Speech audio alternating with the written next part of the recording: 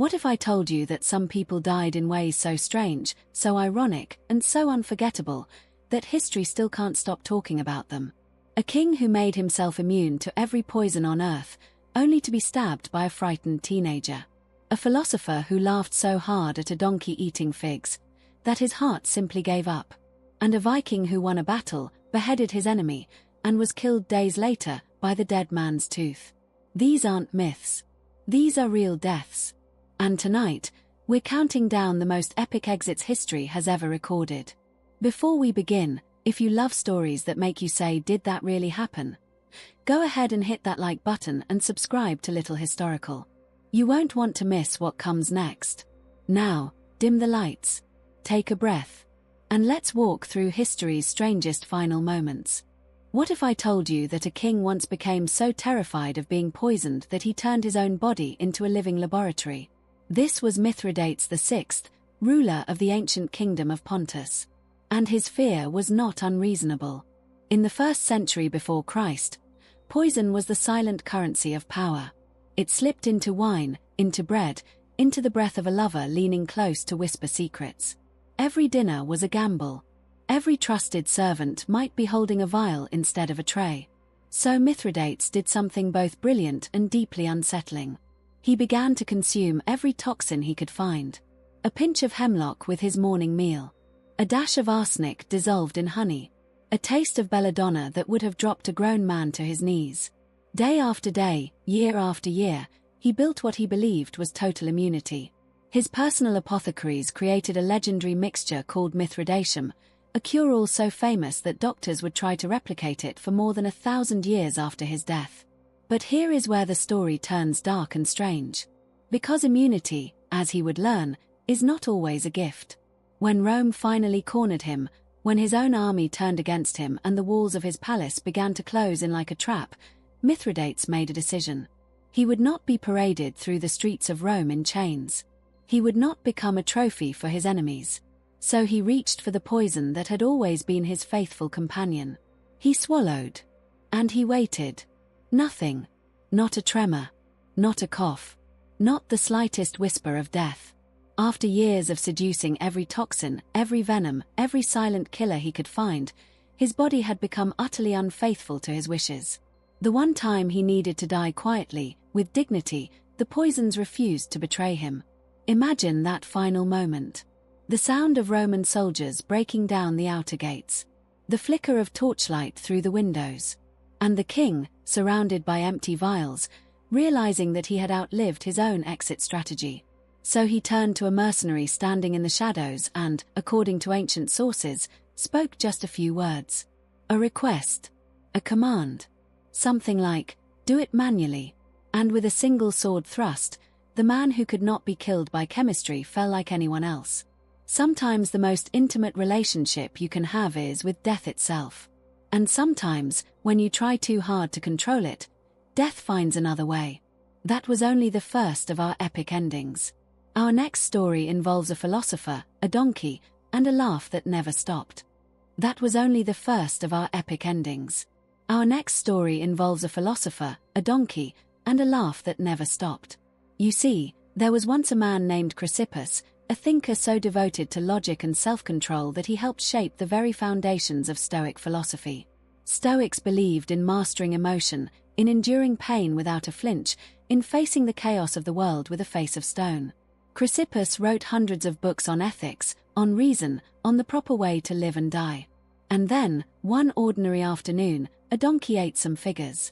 That is not a joke, though it will become one.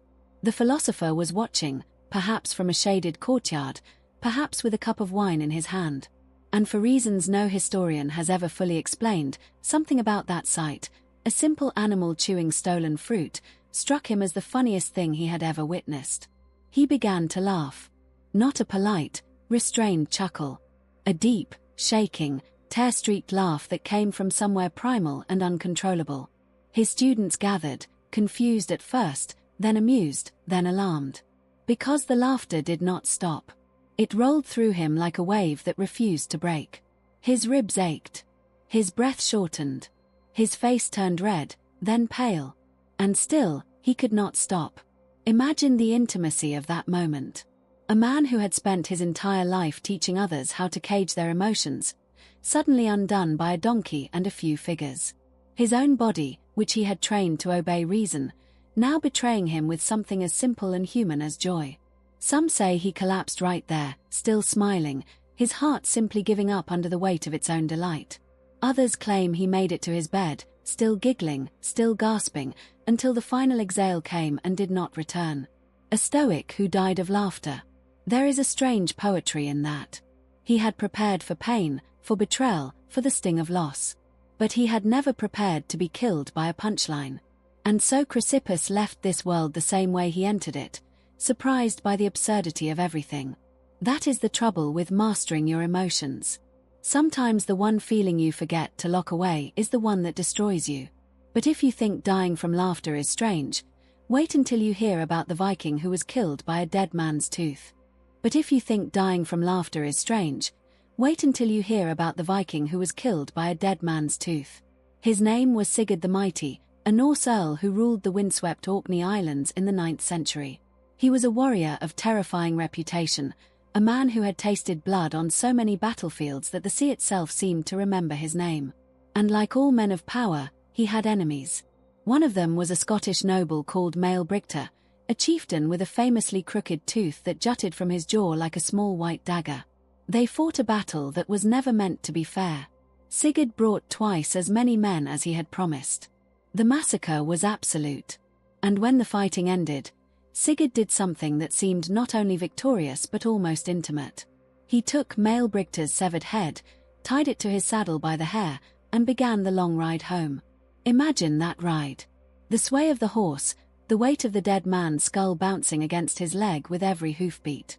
Perhaps he felt like a god. Perhaps he whispered jokes to his men about the enemy who could no longer answer. But there was a detail Sigurd had forgotten. That tooth. As the head swung back and forth, the jagged edge of Maelbrigte's tooth scraped against the Viking's calf. Just a scratch. Nothing a warrior would notice. Nothing a warrior would bother to clean. Days passed. The wound did not heal. Instead, it swelled, turning hot and angry, then dark. The flesh around it began to weep. In the 9th century, there were no antibiotics, no salves that could stop what was already spreading through his blood. Sigurd, the man who had won every battle, who had beheaded his rival and claimed victory, now lay in his hall burning with fever. His men watched as their mighty earl grew weaker, more confused, more human. And then he died. Killed not by a sword or an arrow, but by the tooth of a man whose head he had carried home like a trophy. There is something deeply unsettling about that. A dead man reaching out from beyond the grave to take his revenge with nothing but a crooked piece of enamel. Sigurd did not lose the battle. He won it. But the dead, as history reminds us, are patient.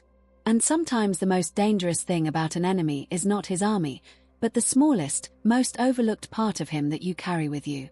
That is the price of arrogance. But as strange as a tooth can be, what happened to a Roman emperor named Valerian makes a dead man's scratch seem almost merciful. But as strange as a tooth can be, what happened to a Roman emperor named Valerian makes a dead man's scratch seem almost merciful. Valerian ruled Rome in the 3rd century, a time when the empire was cracking like old pottery. Plagues, civil wars, barbarian invasions, every day brought a new disaster. Still, Valerian believed he could restore glory. So he marched east to crush the Persian Empire, a kingdom ruled by a king named Shapur who had little patience for Roman arrogance. The battle was a catastrophe. Valerian's army was slaughtered. And the emperor himself was taken alive, a humiliation so rare that it sent shockwaves through the ancient world. Most captured rulers are ransomed or imprisoned. But Shapur had something darker in mind.